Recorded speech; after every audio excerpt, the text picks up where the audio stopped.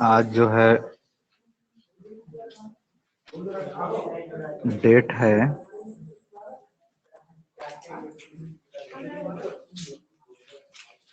रसायन विज्ञान का हम लोग जो है चैप्टर पढ़ेंगे। आज पहला ही चैप्टर चल रहा है।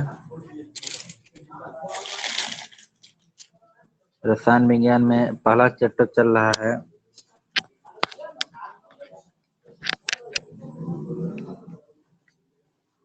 रासायनिक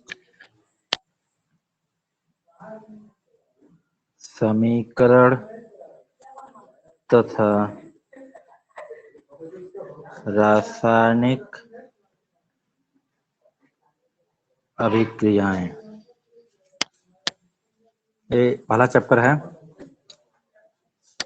इसमें हम लोग टॉपिक पढ़ लिए थे। अभी पिछला टॉपिक जो पढ़े थे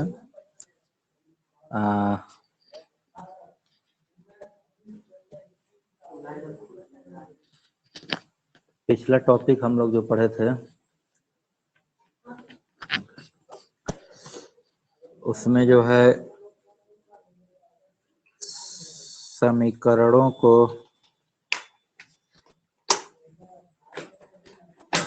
संतुलित करना पड़े थे। आज हम लोग पढ़ेंगे रासायनिक अभिक्रियाओं के प्रकार। आज डेट जो है उसको डाल देते हैं 21/6/2021। 21 जून है आज। और ये रसायन विज्ञान क्लास है। कल बायोलॉजी रहेगी। आज फिजिक्स और केमिस्ट्री है। तो रासायनिक अभिक्रियाओं के प्रकार में हम लोग पढ़ेंगे कि कितनी प्रकार की रासायनिक अभिक्रियाएं होती हैं। तो सबसे पहले हम लोग जो है देख लेते हैं कितनी प्रकार की रासायनिक अभिक्रियाएं होती हैं। रासायनिक अभिक्रियाओं के बारे में आपको पीछे बता दिया गया है। अब हम लोग को प्रकार पे सीधे जाना है। तो सबसे पहले आप लोगों को पढ़ना है संयोजन अभिक्रिया।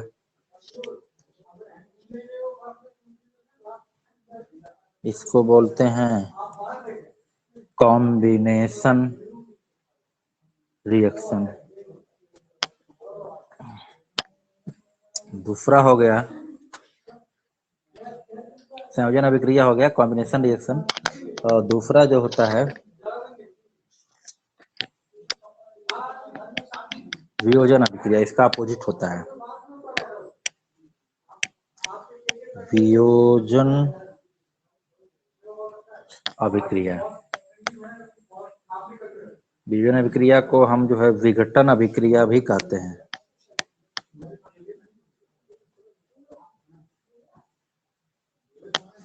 विघटन अभिक्रिया भी कहते हैं। इसको इंग्लिश में कहते हैं डीकम्पोजिशन रिएक्शन।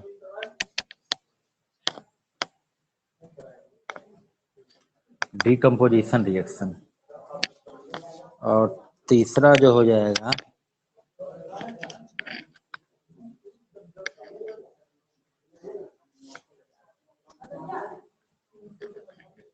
विस्थापन अभिक्रिया। विस्थापन अभिक्रिया होती है। आवाज आ रही है? विस्थापन अभिक्रिया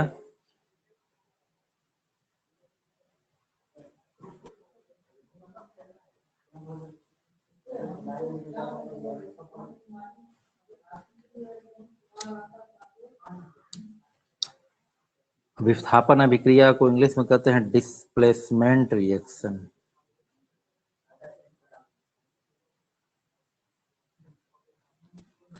इसको भी आप लोगों को बता दे रहे हैं ऐसे ही। अभी एक एक करके हेडिंग बाई हेडिंग पढ़ेंगे। डिस्प्लेसमेंट रिएक्शन जो है इसको भी डिटेल पढ़ेंगे। आगे जो है एक और अभिक्रिया होती है द्विविस्थापन अभिक्रिया।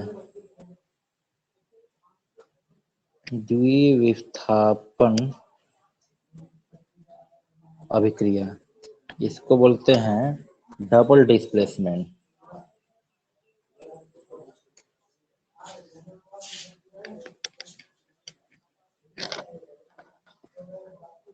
Double displacement reaction. और एक और प्रकार होता है उपचयन अपचयन अभिक्रिया। उपचयन अपचयन अभिक्रिया, ये डबल डिस्प्लेसमेंट अभिक्रिया है। उसके बाद है उपचयन अपचयन अभिक्रिया, और यहाँ पे उपचयन अपचयन अभिक्रिया की इंग्लिश होती है oxidation reduction reaction.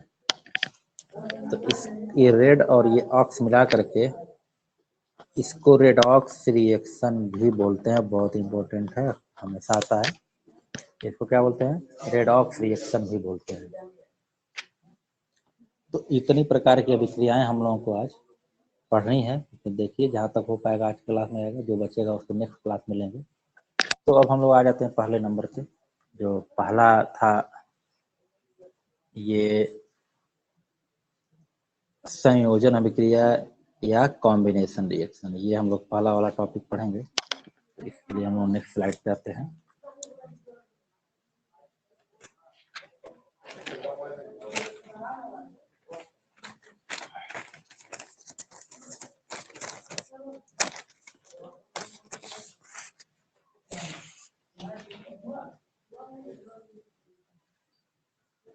Next slide पे आ गए।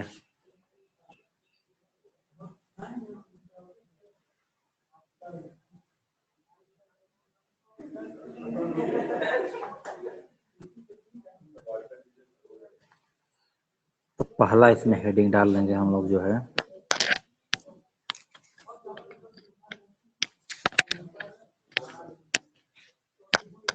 फर्स्ट हेडिंग में आ जाइए, संयोजन अभिक्रिया।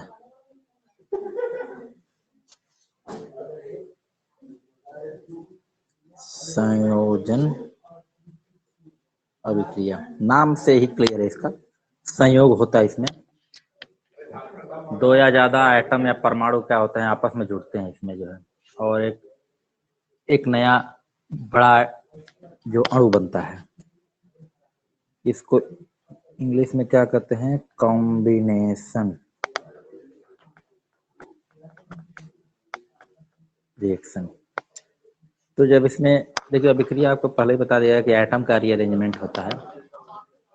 जब एटम एक दूसरे स्ट्रक्चर में जुड़े होते हैं और वो दूसरी स्ट्रक्चर में जाके जुड़ के नया प्रोडक्ट बनाते हैं, तो rearrangement of atom in molecules are called chemical reaction. तो उसी में हम संयोजन अभिक्रिया कॉम्बिनेशन रिएक्शन पढ़ रहे हैं। कॉम्बिनेशन रिएक्शन में आपको पता है कि कोई एटम ए है और कोई बी है, दोनों जुड़ करके बना लेते हैं ए बी। ए बी क्या है? ये मॉलिक्यूल है, मॉलिक्यूल है। इसको कंपाउंड भी बोल सकते हैं या बोलेंगे, क्योंकि कंपाउंड ही होता है। कंपाउंड क्यों होता है? क्योंकि ए और बी का रेशियो जो होता है डेफिनिट होता है, एकदम फिक्स होता है, इधर उधर नहीं हो सकता। ये मॉलिक्यूल या कंपाउंड बनेगा।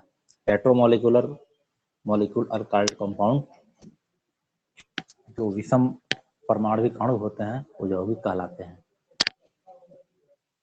जैसे आपको एक बहुत सिंपल एग्जांपल आप लोगों को पता है कि जब कोई बीकर आप ले लिए, इसमें आप जो है कैल्शियम ऑक्साइड ले लिए, अनबुझा चूना। अनबुझा चूना को बोलते हैं कैल्शियम ऑक्साइड। अब इसको टच करेंगे तो नॉर्मल रहेगा। इसके बाद जो है इसमें अगर पानी मिला दिए, पानी मिला करके इसको यहाँ तक कर दिए, पानी मिलाने के बाद ये रिएक्शन करेगा, ये हो गए H2O। हीट प्रोड्यूस होता है इसमें, जो ये हीट हो जाएगा, इसको टच करेंगे, इसे पकड़ेंगे तो ये हीट प्रोड्यूस करेगा। तो ये आप पिछले क्लास में बताया था कि ताप परिवर्तन भी क्या कहलाता है, एक रासायनिक अभिक्रिया होने का संकेत देता है। तो सिद्ध होता है कि रासायनिक अभिक्रिया हो रही है, ताप परिवर्तित होना। तो यहाँ पे ये एक्सोथर्मिक रिएक्शन होता है, हीट इसमें निकलता है, तो इसका टेम्परेचर बढ़ जाएगा, ये गर्म हो जाएगा और ये बना देगा जो है, जो दोनों को मिलने के बाद जो मटेरियल बनेगा यहाँ पे, वो बन जाएगा CaOH ट्वाइस बन जाएगा। ये तो अनबुझा चूना है और ये बुझा चूना है, तो यही प्रोडक्ट जो है बनेगा यहाँ पे। तो देखिए हो क्या रहा है, यहाँ पे एटम बता रहा था, दो अलग अलग मॉलिक्यूल भी हो सकते हैं, जुड़ करके नया मॉलिक्यूल बनाएंगे, ठीक है। ए और बी कुछ भी हो सकता है, एटम और मॉलिक्यूल, तो एक नया मॉलिक्यूल या नया कंपाउंड बनाएगा। तो यहाँ पे देखिए क्या हो रहा है रिएक्शन में, ये हो गया आपका जो है CaO और हो गया H2O। CaO का मतलब क्या हो गया, ये अनबुझा चूना, ये क्या है, जल है और अभिक्रिया करके बना रहा है CaOH ट्वाइस। अब इसको देखिए बैलेंस है कि नहीं है रिएक्शन, इसको भी ध्यान देना है कि रिएक्शन जो है अभिक्रिया संतुलित है कि नहीं, जो पिछले बार में बताया था पिछले क्लास में। एक कैल्शियम यहाँ है, एक कैल्शियम यहाँ पे है, एक ऑक्सीजन और एक ऑक्सीजन, दो ऑक्सीजन हो गया, यहाँ भी O2 हो गया, हाइड्रोजन H2 है, तो यहाँ भी 2 हाइड्रोजन हो गया। तो ये संतुलित अभिक्रिया है, तो ये कॉम्बिनेशन रिएक्शन है, संयोजन अभिक्रिया है, क्योंकि दो छोटे छोटे अणु मिल करके एक बड़े अणु का निर्माण कर दिए। ये कौन सी अभिक्रिया हो गई, संयोजन अभिक्रिया हो गई। अब इस अभिक्रिया में दे रहा है कि हम जो है दीवारों की सफेदी करने में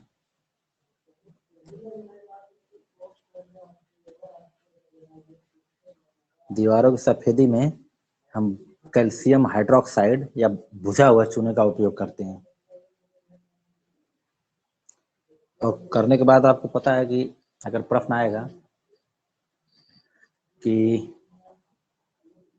प्रश्न अगर आ रहा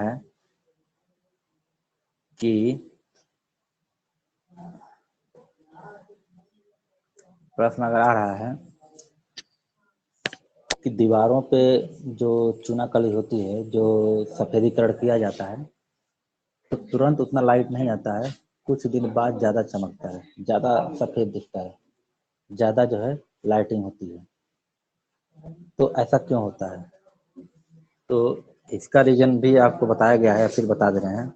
ये जो कैल्शियम हाइड्रोक्साइड है, ये कैल्शियम हाइड्रोक्साइड, ये जो है रिएक्शन कर लेता है किससे, वायुमंडल में उपस्थित CO2 से। किससे अभिक्रिया कर लेगा, वायुमंडल में उपस्थित कार्बन डाइऑक्साइड से। और ये अभिक्रिया करने के पश्चात जो है ये बनाएगा कैल्शियम कार्बोनेट CaCO3, सूख जाता है तब, और बनता है H2O। तो कैल्शियम कार्बोनेट यहाँ बन रहा है, कैल्शियम कार्बोनेट को बोलते हैं खड़िया, इसको चॉक बोला जाता है। और चॉक का कलर लोग देखते हैं कंप्लीट वाइट, एकदम सफेद चमकता हुआ होता है। तो ये कार्बन डाइऑक्साइड से अभिक्रिया होने के बाद 2-3 दिन में ज़्यादा वाइट दिखता है। तो अगर प्रश्न आ रहा है कि दीवारों पे जो चूनाकली या चूने की पुताई होती है, तो तुरंत उतना नहीं चमकती है दीवार, 2-3 दिन बाद या कुछ समय बाद ज़्यादा वाइट दिखती है। तो इसका आंसर देंगे कि कुछ दिनों में जो एटमॉस्फेयर में, जो वायुमंडल में CO2 carbon dioxide gas present होती है, वो कैल्शियम हाइड्रोक्साइड या बुझे चूने से अभिक्रिया कर लेती है और कैल्शियम कार्बोनेट बना देती है। कैल्शियम कार्बोनेट प्रेसिपिटेट बनता है। आप देखते हैं कि अगर उसको आप स्क्रैच करेंगे तो जो है मतलब कि कड़ा रूप में गिरेगा एकदम जो है, तो वो प्रेसिपिटेट नीचे बन जाता है। तो ये सफेदी जो होता है इसी वजह से होता है। तो ये भी कॉम्बिनेशन रिएक्शन ही एक तरह से है कि ये दोनों जुड़ करके बड़ा कैल्शियम कार्बोनेट बना दिए हैं। और भी कुछ एग्जांपल लेते हैं संयोजन अभिक्रियाओं के। जैसे देखिए संयोजन अभिक्रियाओं के और एग्जांपल है यहाँ पे C+O2। कार्बन जो है सॉलिड होता है, O2 जो है गैस होता है, और ये अभिक्रिया करके बना लेगा CO2 गैस। कार्बन को जलाएंगे हम लोग, कुछ भी एटमॉस्फेयर में जलाते हैं, अगर जलाते हैं तो कार्बन जलता है ऑक्सीजन के साथ मिल करके, तो कार्बन डाइऑक्साइड गैस बनती है। तो यह भी एक क्या है, इसको बोल सकते हैं कोयले का दहन। अगर पूछ देगा कोयले का दहन जो है किस प्रकार की अभिक्रिया है, कोयले का दहन किस प्रकार की अभिक्रिया है, तो आप बताएंगे कि कोयले का मतलब कार्बन, और दहन कब होगा, दहन मतलब होता है जलना।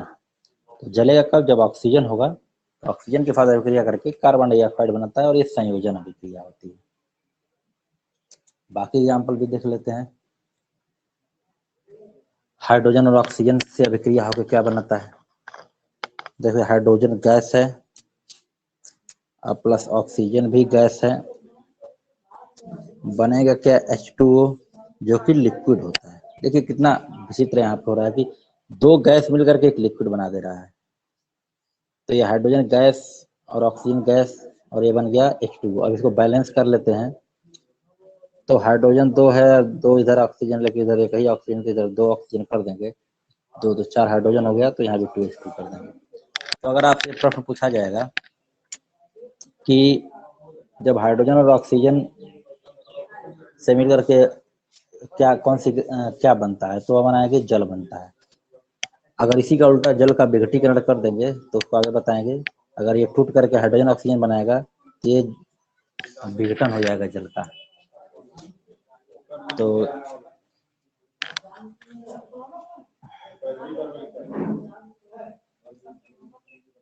संयोजन अभिक्रिया में क्या हो रहा है कि ये दो छोटे छोटे अणु या परमाणु आपस में जुड़ करके और एक बड़ा अणु बना रहे हैं, और इसको बोला जा रहा है संयोजन अभिक्रिया। अब यहाँ पे देख रहे हैं कि कुछ अभिक्रियाएं, जैसे चूने का पानी में डालना जो है, चूने का पानी में डालना, चूने का पानी में डालना ये हीट उत्पन्न कर रहा था। तो ऐसी अभिक्रियाएं जो ऊष्मा उत्पन्न करती हैं उसको बोलते हैं ऊष्माक्षेपी अभिक्रिया। उसको क्या बोलते हैं, ऊष्माक्षेपी अभिक्रियाएं बोलते हैं।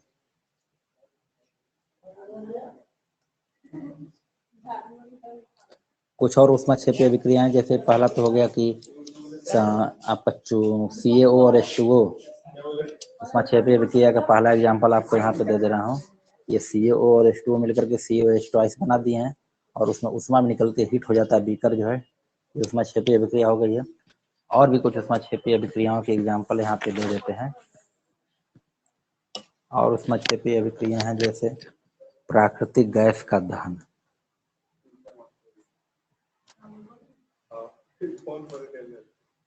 ऊष्माक्षेपी अभिक्रियाओं का और उदाहरण है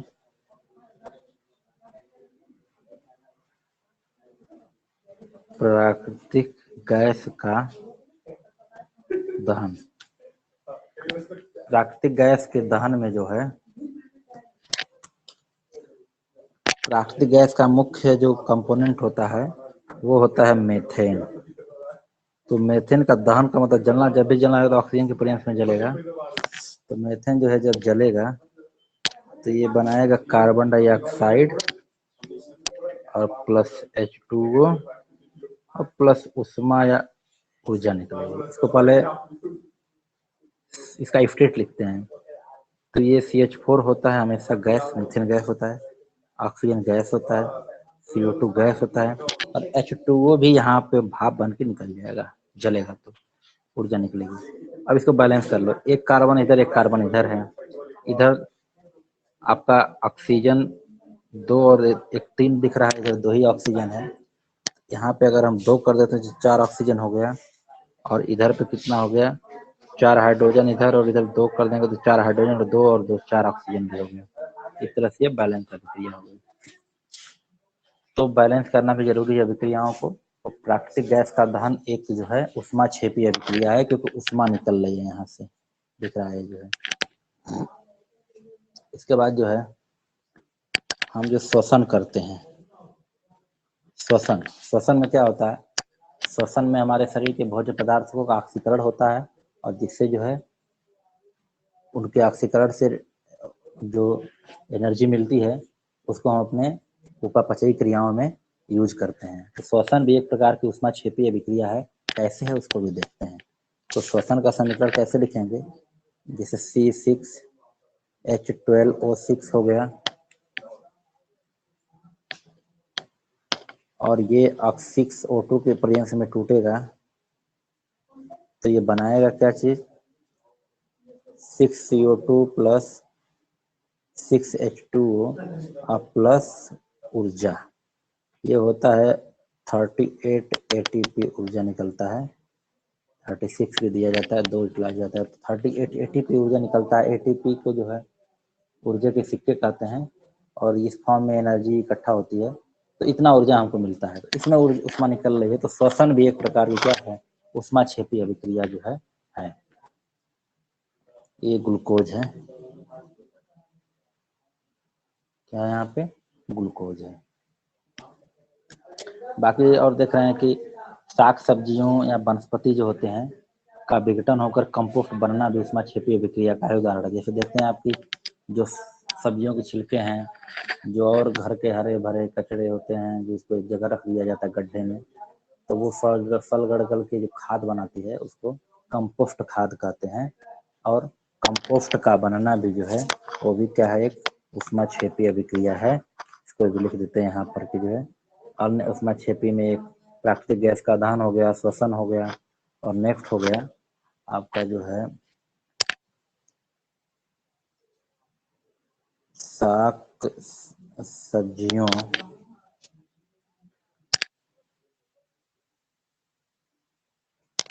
वनस्पति द्रव्य, जो पौधे के जो प्लांट होते हैं, पत्तियां वगैरह उनके छिलके, वो जब फटते हैं तो क्या बनते हैं,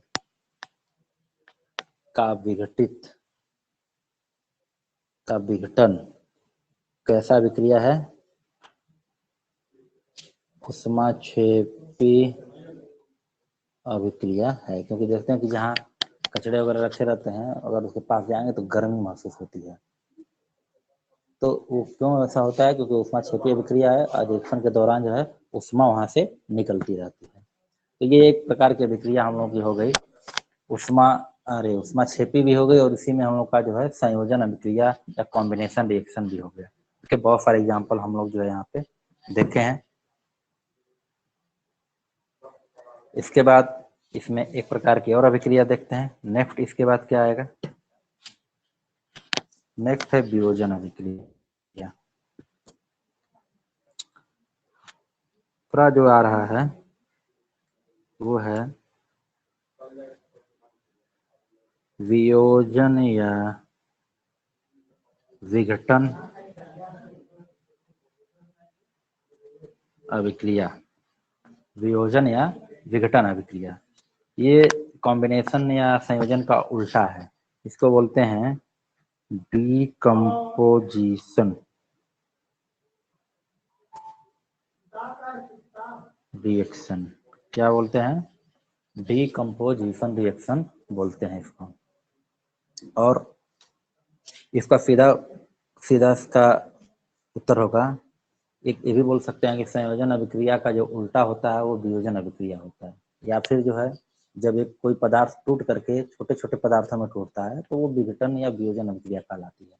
वियोजन अभिक्रिया भी जैसे आप देखिए क्या है, ए बी है, ये आपस में जुड़ा हुआ है, और ए बी जो है टूट करके ए प्लस बी बना दे रहा है।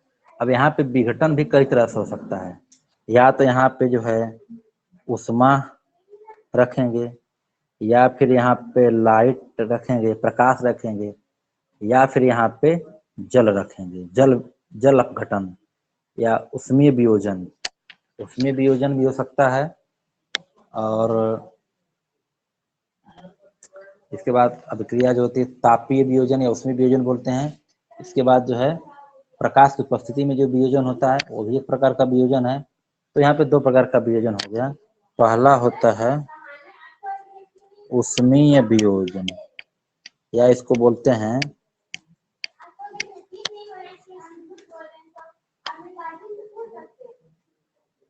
तापीय वियोजन, और दूसरा होता है प्रकाशिक वियोजन। अगला जो होता है वो क्या होता है, प्रकाशिक वियोजन होता है, मतलब प्रकाश की उपस्थिति में विघटन हो जाता है। तो ये जो अभिक्रिया हो गई आपकी वियोजन अभिक्रिया होगी। अब एग्जाम्पल देखते हैं। पहला देखते हैं उष्मीय वियोजन का। उष्मा की उपस्थिति में वियोजन होगा या ताप की उपस्थिति में जो है वियोजन होगा यहाँ पे जो। तो पहला एग्जाम्पल बहुत इंपॉर्टेंट है, इसको लेते हैं कि फेरस सल्फेट का सूत्र होता है FeSO4। ये हरे रंग का होता है और इसको बोलते हैं फेरस सल्फेट। और इससे अगर इसको गर्म कर देंगे, हीट कर देंगे, हीट करने के बाद ये बदल जाएगा Fe2O3 फेरिक ऑक्साइड में। रंग परिवर्तन भी हो जाएगा। फेरिक ऑक्साइड भूरे रंग की होती है, हरे से भूरा हो जाएगा। अब प्लस जो है सल्फर डाइऑक्साइड गैस बन जाएगा और प्लस सल्फर ट्राइऑक्साइड गैस बन जाएगा। तो ये यहाँ पे रंग परिवर्तन भी हो रहा है कि हरे से भूरे रंग में परिवर्तन हो जा रहा है और फेरस ऑक्साइड विघटित होकर के फेरिक ऑक्साइड बना, फेरस सल्फेट विघटित होकर के फेरिक ऑक्साइड बना दे रहा है और उष्मा की उपस्थिति में बना रहा है, इसलिए क्या हो गया, उष्मीय वियोजन हो गया।